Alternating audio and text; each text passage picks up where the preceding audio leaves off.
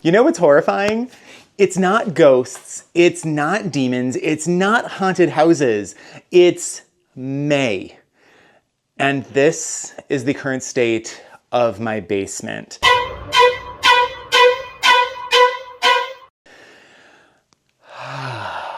I would love to tell you that this mess is from last Halloween. I would. I really would. Because you think you have your life together and then you realize that you've been living in a low-grade haunted house cosplay for 6 months and didn't quite even notice. Also, no one sees my basement. No one sees my basement, so maybe I should just commit to the vibe, but really, that might, I don't know what that might do. You don't have skeletons dancing around in your basement? Wow, that's like being boring and emotionally stable. Anyway, I'm Nick. This is DrCrankyPantsReads, and today I'm doing something that I've actually done before on the channel, so this is pretty on brand for me. I'm confronting the consequences of my aesthetic decisions and answering the halfway to Halloween tag, because it's always spooky season somewhere, and because Stuart tagged me, and I'm pretty sure he just enjoys watching me suffer. Fooled you this time, Stuart, because I'm cleaning voluntarily, which is, frankly, pretty terrifying in itself. So, let's roll a theme.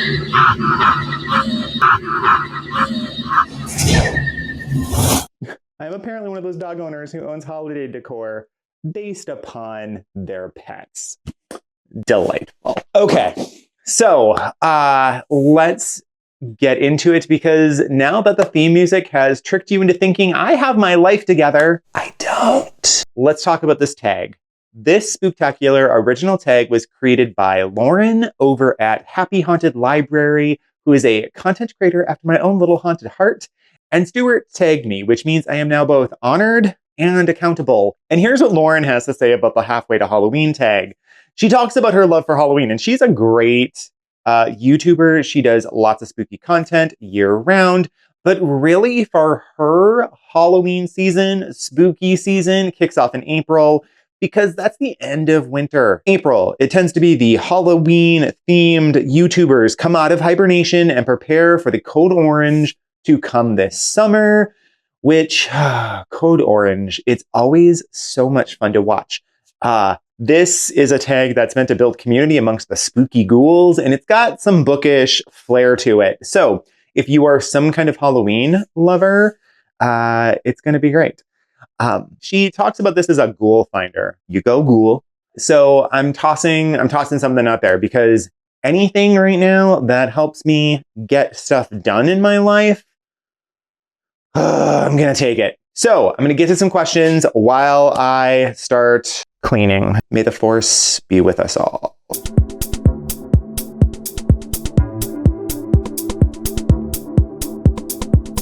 If it's like a real haunted house, I am much more excited about that than I am about other haunted houses. Like the kind of haunted house that you have to spend $20 on and you have multiple jump scares. Not as excited about that. I should really put these in plastic bags. Oof. I'm okay without those, but I mean, as long as it's not like super duper terrifying haunted house, I feel like I'd be okay. I'm gonna just stick you there. So haunted houses. As long as it's not too scary, I'm good. But if it is, I think everything in here just needs, this one just needs a lid. Wedding planning and event planning kind of works against me, because it makes it really hard to be surprised. You can see how it's designed, what they're trying to do, and sometimes it just doesn't work.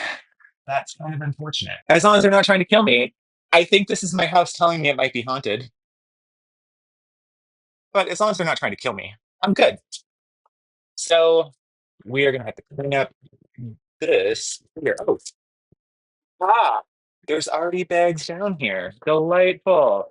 Even though you've been out for 6 months and are already covered in a lot of dust. We'll do this anyway, just to make ourselves feel better.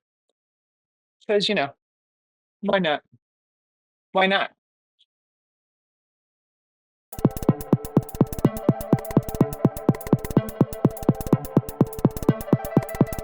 Man, people who did not have Alan Schwartz's scary stories to tell in the dark, you were missing out.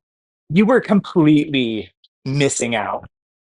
Like, the cover was creepy. The stories were creepy.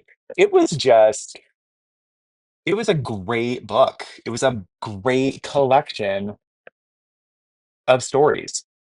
Now, the story that has always stayed with me, and I don't think it was actually in Scary Stories to Tell in the Dark, if I'm being really honest. I think it was actually in one of the knockoffs, and I don't know which knockoff. Like, but there were all kinds of knockoffs. And I think it was in one of those knockoff scary stories to tell. It was about these two friends who got caught in the woods during a storm. And the one friend is really freaking out, like, oh my gosh, I need to find shelter. Da da da da da. And the other friend's like, oh, look, here's a um cabin. And they situate themselves in the cabin, and that's super great. And then starts to tell the story about spirits on the wind can try to force other people out of their bodies. And the friend is like, I'm sorry, what? And so when it gets stormy out, you should be nervous because they're coming to get you. They want your body, they want their body back. And so they either fall asleep, something happens, and they wake up and the other guy is gone. The guy who told the story is gone. And um it looks like there was this fight going on. I think about it often. In my head, I feel like that could be something to spin into a novel. I don't know what the novel would be, but it feels like it could be. If anyone knows where that story comes from, or if that story sounds familiar, let me know in the comments because I would not mind finding it again, just so I can be like, oh yeah, that's it. That would be delightful.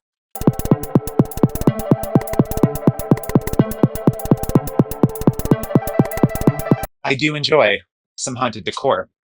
Let me talk you through kind of what I collect. I really like vintage pumpkin tails. I really enjoy them. I think they're fun. And if I can find them at a reasonable price, I get really happy about them. I try to find the ones with the rivets on them. This is a Renzi, I believe.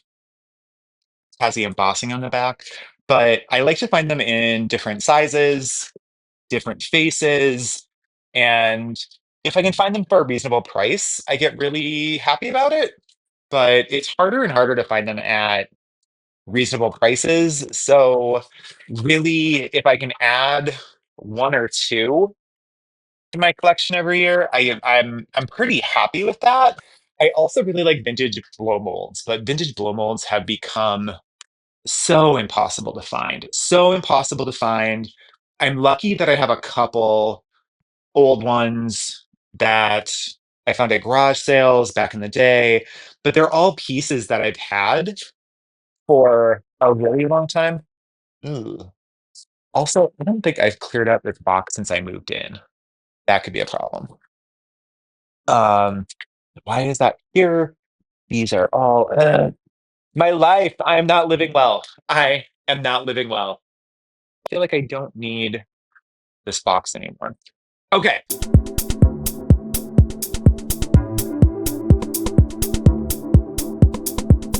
My friend Ann and I have been known to decimate, decimate a fall holiday mallow medley. So like the candy corn plus the pumpkins, and then you put a little uh an M&M in it, and then maybe some peanuts. Ooh, ooh, so good. But I have noticed that in my old age, that I do not respond as well as I used to candy corn. Like I used to be able to crush it, and eat all that candy corn. I can't do that anymore, and it makes me sad. It makes me very sad. So yeah, I love it, but my body hates it. I still eat it though.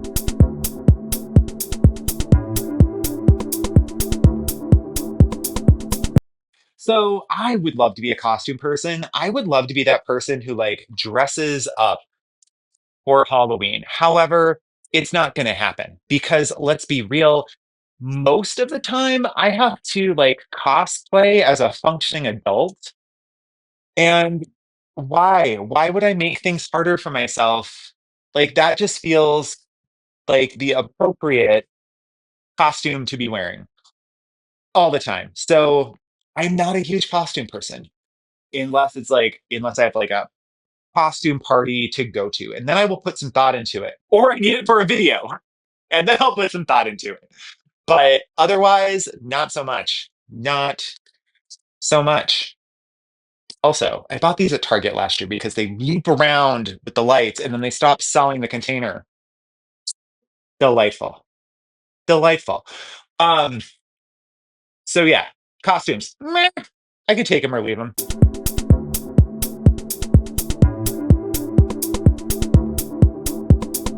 What event do I look forward to every year is the next question. And the event that I'm really looking forward to is every year I watch Hocus Pocus with friends. We don't watch Hocus Pocus 2.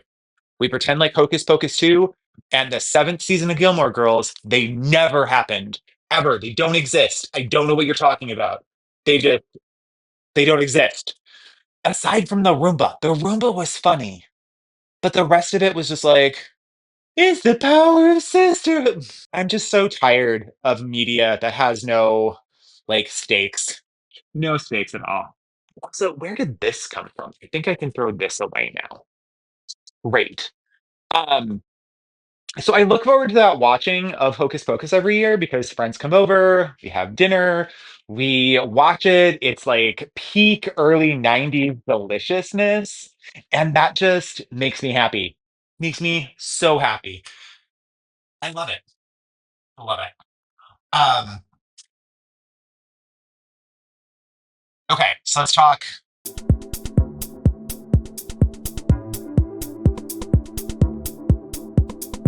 Fear Street. Totally. Totally Fear Street. And part of the reason that it does is I've I've covered this in a previous terribly produced YouTube video. Don't look it up. It's not worth it.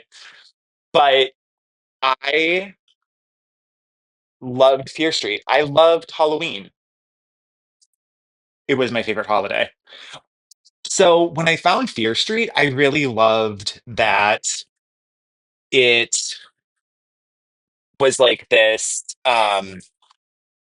spooky, spooky, scary, creepy series that I could read. I wanted more supernatural stuff. I really was really into the supernatural stuff as a kid. DGI, what are you doing today? What is happening? Are you all right? Should I be concerned? Because you do not follow the way that you should. Um, so I really loved Fear Street, and part of that was Halloween and just loving Halloween. One of my it was my favorite holiday. It's still up there, but it means slightly different things as I get older. Slightly different things, and that's okay. Fear Street all the way. Halloween party, chef's kiss. I mean, the book, but the vibes. Book, 3 stars. Vibes, 5. I mean, that cover, we cannot argue with that cover. It's just, ooh, so good. So good. Uh,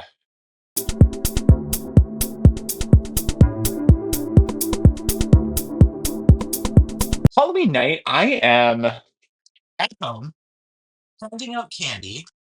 I actually do have a fairly robust group of kids who come and get candy, which is nice. Which is nice. It's not ever as many as I think there should be, which is weird. Like, I very rarely go through all of. Is this gonna fit in here? We're gonna make it fit in here.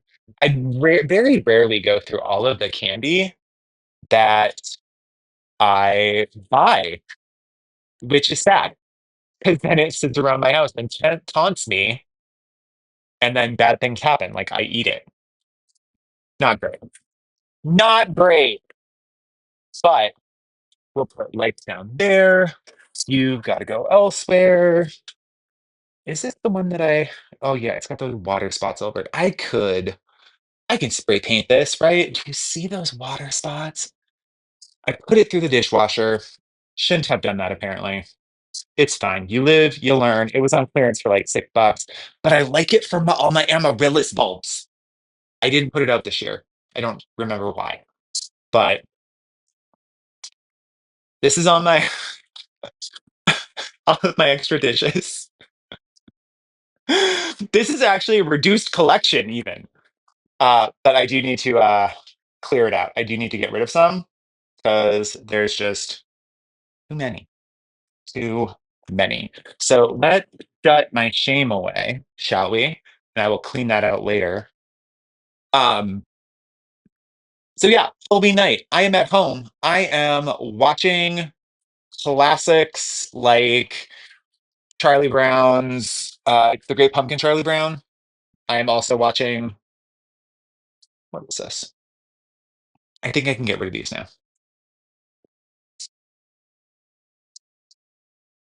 What are you? Oh, let's not throw you because there's still a teapot in there. All right. Good to know. Good to know. Um, so classics. Loving Great Pumpkin Charlie Brown. I love, oh my gosh, if you've ever seen the Halloween that almost wasn't, it's so good. It's so like 1970s deliciousness. And you, letting that movie influence you so much that now, instead of terrifying the countryside, what are you doing? You're tap dancing. I like tap dancing. So you like tap dancing? I'll give you tap dancing. And it just makes me so happy. I also really like Halloween is Witch Night and Garfield's Halloween Adventure. And so I sit in my living room and I watch these videos Halloween evening long as kids are coming and getting candy or not, because sometimes they don't come. Sometimes they don't come.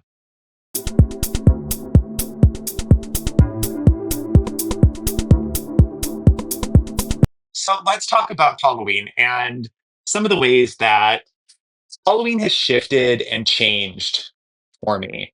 I I really struggle with how sanitized Halloween is now. And I don't mean that in like a, oh, everyone needs to be terrified all of their life kind of way.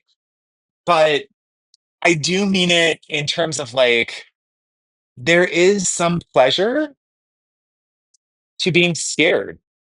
And I think that's part of the reason why the Fear Street books stuck out to me so much was there's a pleasure in being scared and knowing that there's like some limits to it. Currently, Halloween just feels way too overly sanitized for me. Um, there's no chance to kind of explore what that means, what being like scared means any longer. And that kind of is sad. It's kind of sad once we get down to it. It's not delightful, right? So Halloween reminds me of some of my favorite times with my dad, though, because he would be the one who would take us out trick or treating. He would be the one to carry around the candy, and I always do appreciate that. Like I think of him a lot when I think about Halloween, and like when I wanted to make our front yard into a graveyard, he was the one who bought me things to put in the graveyard and made things with me, and so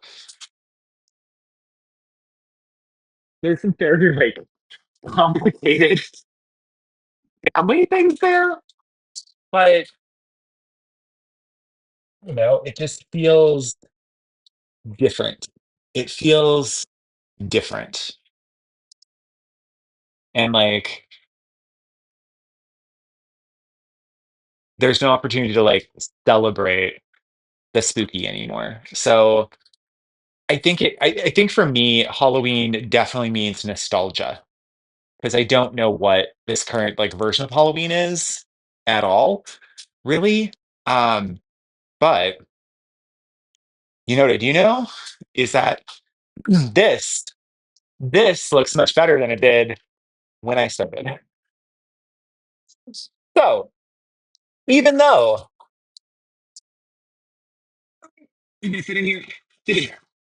No wait, nope. So okay, brilliant. So even though like my basement is still scary, I'm used to moving every 5 years, and so being in one place for 5 years is scary, terrifying because all the stuff like collects, and then you have to find places for it to go, and et cetera, et cetera. So yeah, what's scary? What's terrifying? My basement, or just my life in general right now. Only because there's so much stuff that is going on. GGI, work with me here. Work with me here. Work with me here. There we go. Okay, got it. So that's my halfway to Halloween tag. I want to thank Stuart again for tagging me and giving me a reason to like get some cleaning done. Like, I'm pretty impressed with myself. Pretty impressed. Is it done? No. Is it added to my list of things I need to do over the summer? Oh, yes. Yes, it is. Um, but it's a good place to start. Stuart, thank you again. I always appreciate you. And thanks to the creator of the tag. I know people are feeling some tag exhaustion. So I am not going to tag anyone explicitly because I think Sue said it best when she started a video. Hey everyone, it's Sui, and today I'm not doing a tag. Surprise, surprise. So if you are in need of some video content, consider yourself tagged. If you are overwhelmed with the number of tags you have to do right now, ignore me and it's all good. But I have to go get my bars out of the oven. But I appreciate you. Thank you for cleaning with me, and I'll see you in the next one.